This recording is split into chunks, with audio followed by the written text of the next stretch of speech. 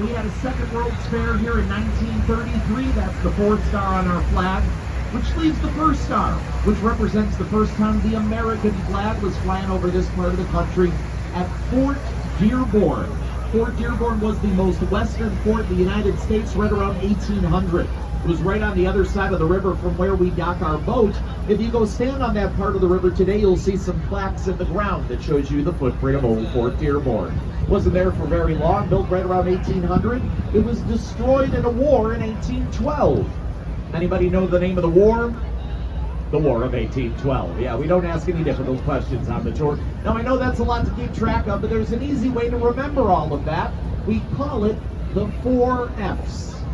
The fort, the fire, the fair, and the fair. If you can remember the 4 F's, you can remember what all 4 stars on our flag stand for.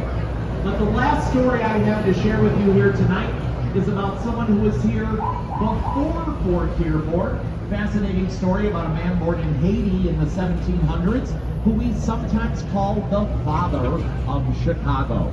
His name, Jean-Baptiste Comte de Sable. He was a black man, African mother, French father.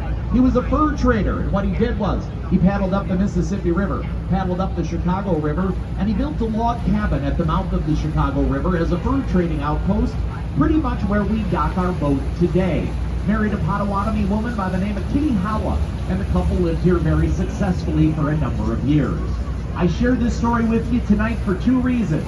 The first one being, if you were here right around 1790, there'd be a log cabin where we dock our boat. The river would be right next to that. And where we are now, this was the lake.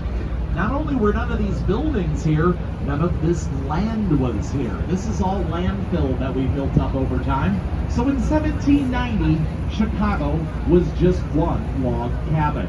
But the other reason I share this story with you, and probably more importantly, is because it's a great example of how Chicago has always been a city of immigrants right from the very beginning.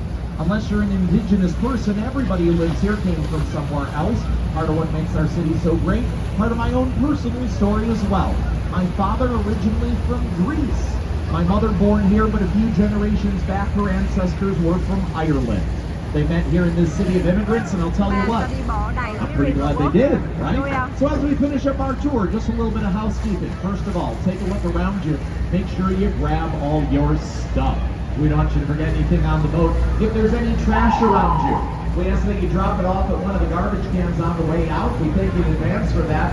As we begin our docking procedure, I would ask that you all